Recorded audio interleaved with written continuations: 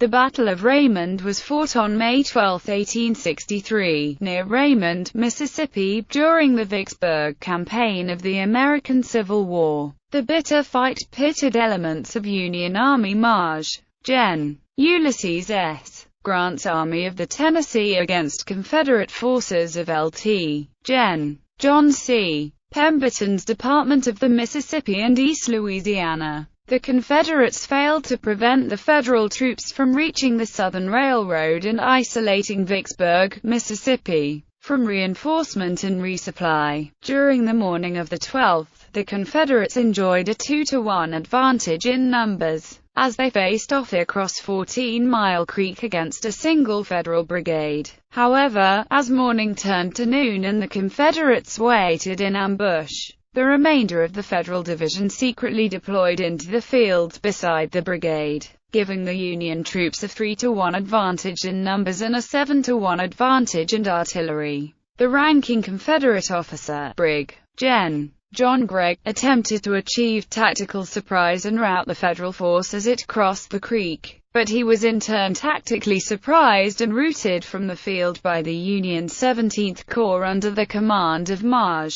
Gen. James B. McPherson. The Union casualties at Raymond were 68 killed, 341 wounded, and 37 missing. The Confederate casualties were nearly double: 100 killed, 305 wounded, and 415 captured. The small battle had an inordinately large impact on the Vicksburg Campaign. Union interdiction of the railroad interrupted Pemberton's attempt to further consolidate his forces and prevented him from linking up with his commanding officer, Gen. Joseph E. Johnston. As a result, Pemberton was limited to 3 options: abandon Vicksburg, withdraw into the city and accept a siege, or fight a meeting engagement against a superior force. Facing conflicting orders from his superiors and open insurrection from his subordinates, Pemberton would be forced into the latter choice on May 16,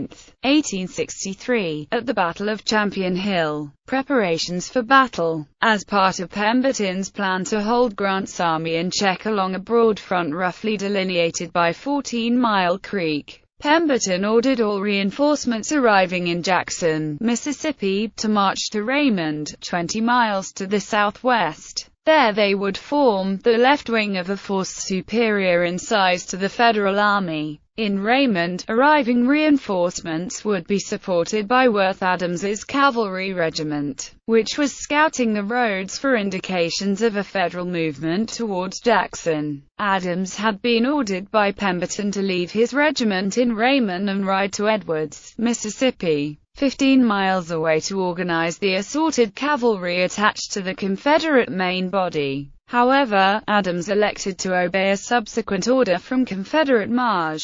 Gen. John S. Bowen instructing him to bring his whole force to Edwards. The Confederate infantry making its way to Raymond by way of the rail and road included Gregg's and Maxey's overstrength brigades from Port Hudson, Louisiana, and William H. T. Walker's and States Rights Gist's brigades from the east. Complicating the journey, however, was Grierson's raid, which rendered unusable portions of the railroad east of Jackson and about 50 miles of track south of Brookhaven, Mississippi. Gregg's men consequently marched all but 85 miles of the 200-mile journey from Port Hudson to Jackson, arriving on May 9. A second cavalry raid, launched by Maj. Gen. James B. McPherson, cut the railroad just north of Brookhaven, trapping the cars of the Jackson and New Orleans Railroad, with General Maxey's brigade too far south to assist in the ensuing battle. After being granted a day of rest on the Pearl River just north of Jackson, Gregg received orders to march to Raymond at first light on May 11. Subsequently, Gregg's brigade arrived in Raymond late in the afternoon, and dropped to rest as soon as halted. The rest would prove to be a short one. Rather than finding Worth Adams's cavalry regiment guarding the roads into town, Gregg found the network of roads posted by a 5-man detachment of Confederate cavalry and a company of state cavalry. Gregg was forced to picket the roads out of town with his weary infantry. Unbeknownst to anyone in the Confederate Army, McPherson's men of the 17th Corps were lurking near Utica, Mississippi, maintaining strict drum and bugle silence and a strong cavalry screen. The two divisions had been inching along the parched ridge road between Utica and Raymond for 2 days, struggling to maintain proximity to a water source, while the remainder of Grant's army probed north towards the railroad. Having uncovered Pemberton's main body, Grant ordered McPherson to move his two divisions 10 miles into Raymond by midday May 12, rising before daylight. Federal cavalry screening General John Logan's 3rd Division triggered the alarm from the state cavalry posted on the Utica Road almost immediately. Because the roads had not been properly posted, news of the arrival of thousands of Confederate troops in Raymond had spread. Having discovered from the locals that a large Confederate force was waiting just up the road, Logan attempted to deploy the 20th Ohio Infantry into a broad skirmish line and march nearly a mile through the almost impassable tangles. After an hour of stops and starts to straighten the line, and a great expense of time, breath and strong language, Logan ordered the skirmish line shortened. Around 10 a.m., Logan's 2nd Brigade emerged into a small field that bordered 14 Mile Creek. Word had reached Gregg that the Federal main body was due south of Edwards, so he estimated that this body of troops must be a raiding party. To much fanfare, he marched his men through the streets of Raymond to meet the threat. Arriving on the hills overlooking 14 Mile Creek, he ordered his troops to conceal themselves, then ordered Col. Hiram Granbury, commander of the veteran 7th Texas Infantry Regiment, to send Company A and a portion of Company B to picket the bridge over the creek due to their new Enfield rifles. Gregg's plan appears to have been to lure the raiding party into making a rash charge over the bridge to save it from being burned. Once the Federal force was on the Confederate side of the bridge, Gregg's 3,200 men would erupt from their hiding places and drive the Union force into the creek bed where they would be pinned for the slaughter. Gregg watched with anticipation as the Federal skirmish line crossed the field and engaged his pickets. Anticipation turned to surprise, however, when at 10 o'clock the skirmishers halted in the tree line and called up Degler's 8th Michigan Battery Light Artillery to clear the bridge with her few rounds of canister shot. The presence of artillery could only mean one thing. The force occupying the field before him was no mere raiding party, but at least a full Federal brigade. Gregg remained undaunted, and merely altered his plan for attack. His main body would shift to the left, leaving the fields that were now threatened by the Federal artillery a mere 500 yards away for the safety of the hills above 14 Mile Creek. 2 large regiments of infantry would launch the ambush when the Federal brigade crossed the creek, while 2 more large regiments would slip silently through the woods into the rear of the Federal line, capturing the artillery battery and trapping the Union troops in the bed of 14 Mile Creek, where they would be forced to surrender. In the heat of preparation, Gregg forgot to inform Pemberton of these plans. Pemberton's plan had been to allow Grant to dictate the focus of the Federal attack. Grant could turn east and attack Raymond, or turn west and attack Edwards. In doing so, Grant's vulnerable rear would be open to attack by whichever force was not engaged. Pemberton had explicitly ordered Gregg not to bring on a general engagement with a larger force, but to withdraw to Jackson in the face of overwhelming odds while Pemberton dealt the Federal Army a heavy blow from behind. Technically, Gregg did not feel he was violating that order, because the overstrength Confederate brigade of 3,200 men, with reinforcements on the way, outnumbered the average Federal brigade by over 2-to-1 odds. What Gregg could not see, because McPherson was orchestrating his own ambush, was the entire 3rd Division of McPherson's Corps silently deploying into the field beside the 2nd Brigade. Knowing that the woods ahead hid a large Confederate force, McPherson began to suspect an ambush.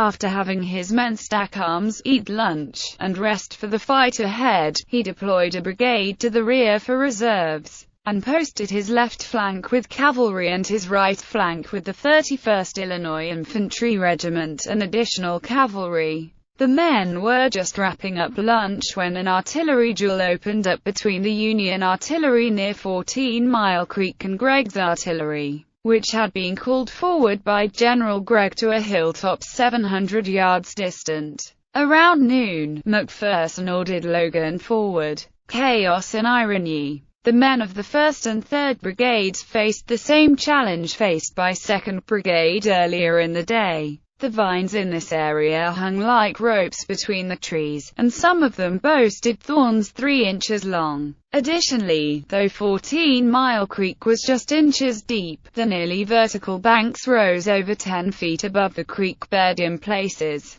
to compound the command problems created by the terrain. McPherson's men were operating under drum and bugle silence, and orders had to be delivered by courier, causing the line to lurch forward unevenly. The men of the 23rd Indiana Infantry Regiment experienced what must have seemed like a stroke of luck at the time, because of a turn in the creek. Their right flank rested very near the creek. With a little effort, the unit was across the creek and standing in formation. In order to close the gap created by the march, the unit quick stepped back the other direction looking for the rest of the brigade, and stumbled sideways into the jaws of the Confederate trap. The only thing that saved the 23rd Indiana Infantry from wholesale slaughter was the fact that the Confederates had never been issued bayonets. Carl Manning Force, the commander of the 20th Ohio Infantry Regiment, heard the rebel yell, followed by the sounds of musketry, and panicked. He ordered his regiment to charge, running through the nearly impassable tangle and then leaping into the creek bed. There his men must have been stricken with horror at their mistake. The rest of the division was holding its ground to the rear, and the walls of the creek were too steep to either move forwards or retreat. Luckily, the creek made a turn here, and the soldiers utilized it as a bunker as they traded blows with the right battalion of the 7th Texas Infantry. The ends of the Texans' rifles discharging just inches away as the Confederates utilized the other side of the creek bed in the same manner. Force crawled out of the creek bed with difficulty and sought help from the rest of the division, begging Colonel Richards of the 20th Illinois Volunteer Infantry Regiment to move forward and connect the Federal line.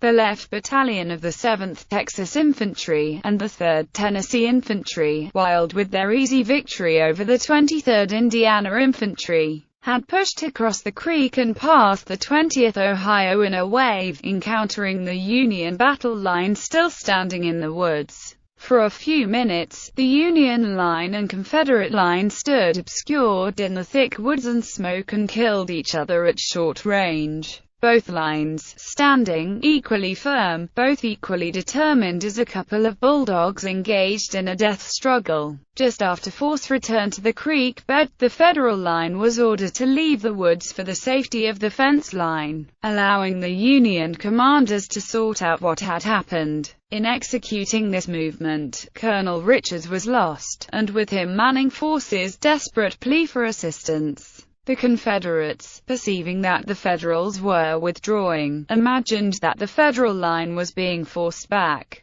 The rebels pushed forward with vigor, only to be ripped apart by a volley from Federal troops now hiding behind the fence. Aggravating the situation for the Confederates was the fact that the 31st Illinois, hearing the fighting erupt behind them, had merely to about face from their position on the Union right flank, and step forward in line a few yards before they were in firing position to enfilade the line of the 3rd Tennessee Infantry. On the Confederate left flank, 2 Confederate regiments were sneaking forward in complete silence, ready to stream into the field in the Federal rear and seal the trap. Skirmishers of the leading 50th Tennessee chased off the cavalry pickets with a few ill-aimed shots. In the field behind the Federal Army, General Logan must have been near panic. The cavalry protecting his right flank was scrambling from the woods, his rightmost infantry regiment was nowhere to be seen, and what was left of the next regiment in line had emerged from the woods in disorganized groups of 3 and 4, and was attempting in vain to regroup. Normally calm in battle, Logan was noted to be riding behind the lines, screeching like an eagle for his troops to plug the perceived gaps. He pulled the 8th Illinois and the 81st Illinois out of line, sending the former to the left where the 23rd Indiana was reforming, and the latter to the right where the 23rd Indiana should have been, and then sent the remaining 2 regiments of his reserve to probe for the force that had scattered his cavalry picket. The commander of the 50th Tennessee emerged from the woods ahead of his skirmishers, and his heart sank. To his right, a line of blue stretched as far as he could see. To the left, he could hear Logan's 2 reserve regiments moving past his flank. General Gregg had made a grave miscalculation. The Federal Infantry Brigade he had been ordered to rout from the field had somehow turned into an entire Federal division. The Confederate force withdrew across the creek with haste, and for a moment was too stunned to do anything but stand in formation waiting for orders. At this point, McPherson sent a note back to Grant stating that he had been engaged with a Confederate force of about 1,000 men for 2 hours and was about to get the upper hand. This was an incredibly accurate statement. So far, the Confederates had only managed to commit the 7th Texas and 3rd Tennessee Infantry Regiments, just under 1,000 men in total. Strangely enough, the Confederates engaged now found themselves caught in the same trap that they had planned for the Federals. The enfilading fire on the 3rd Tennessee began to take its toll, and its left flank crumbled. Carl Hiram Granbury of the 7th Texas decided to order a withdrawal, then had second thoughts and sent a courier to his right battalion with a message to rescind the order. A timely bullet killed the courier before he could deliver the message, meaning that for a few valuable minutes 5 companies of the 7th Texas Regiment were holding back an entire Federal Army division. This allowed hundreds of Confederates to withdraw safely across the creek. A final push by the fresh 8th Illinois Infantry Regiment finally broke the 7th Texas. A proud veteran regiment that had once boasted that it had never been broken in battle was now reduced to fleeing for its life in scattered groups, with hundreds of Federals in pursuit. Confederate fight for survival. Colonel Randall McGavock, 10th Tennessee Infantry, commanding the consolidated 10th, 30th Tennessee, sent a courier to find General Gregg. The courier returned, not with orders from General Gregg, but with news that the Confederate center had been routed. In a panic, McGavock ordered his regiment to the center without pausing to inform the 50th Tennessee, now protecting the Confederate left flank, marching double time by the right flank back to the position he had occupied earlier that morning. McGavock emerged from the woods in time to see scattered groups of Confederates being pursued by a wave of blue. Before all his troops had even emerged from the woods, McGavock ordered an oblique charge by his own 10th Tennessee, Sons of Erin, some 7 companies, across the open field into the midst of the blue mass. What McGavock failed to realize was that the field was now enfiladed by the 31st Illinois, lying hidden in the edge of the woods along the creek. In a dramatic flourish, McGavock threw back his cape, exposing the red liner and inspiring his fellow Irishmen as he led the counterattack. Unfortunately for the 10th TN, this also made McGavock a fine target and he was shot almost immediately. The 31st Illinois opened fire as if by file, as the Irish Southerners charged across their front, successfully forcing the Federal pursuers of the Confederate center to return to the shelter of the creek. The success came at a cost. The 10th Tennessee suffered a majority of its 88 reported casualties in this action. Receiving enfilading fire, the 10th Tennessee withdrew, loading and firing the entire time, to join the 3 companies of the 30th atop the hill. Lt. Colonel James Turner, commander of the 30th Tennessee, who succeeded to command of the consolidated unit, positioned the whole prone to sweep the field below. Helping stem the Federal tide was the arrival of Gregg's reserve, the 41st Tennessee Infantry, and the fact that McGavock Hill had become a rallying point for remnants of other units, most notably the Wright Battalion of the 7th Texas Infantry. At this point, the battle devolved into a contest of sniping, as the Federal commanders attempted to reform the men into organized units in the difficult tangle while suppressing the fire from the hilltop. Gregg, meanwhile, found himself scrambling to provide enough time to allow the routed units to reform for the retreat. The 1st Tennessee Infantry Battalion spent the afternoon feinting in various directions, and suffered heavy casualties for its efforts. The 50th Tennessee, having grown tired of standing in the Gallatin Road, traversed the battlefield from left to right, while the 41st Tennessee marched to the sound of firing on the left flank to protect it, unaware that the 50th Tennessee was already there. Moving to the left, it passed the 50th Tennessee headed in the opposite direction, and took up the 50th's former position on the flank. Eventually, McPherson began to extend his right flank beyond the Confederate hilltop. Their position having been turned and his routed units reasonably reformed, Gregg ordered a withdrawal through Raymond towards Jackson. Here, the Federal artillery finally made its mark in the battle, pounding the Confederate ranks as Gregg continued the delaying action to allow his battered units to withdraw. As his disorganized force came scrambling over fences and through yards in Raymond, they were met by the 3rd Kentucky Mounted Infantry and 800 cavalry under the command of Worth Adams. The leading elements of reinforcements headed to Raymond from all over the Confederacy. Help had arrived too late to do anything but provide cavalry rearguard protection to General Gregg's spent force.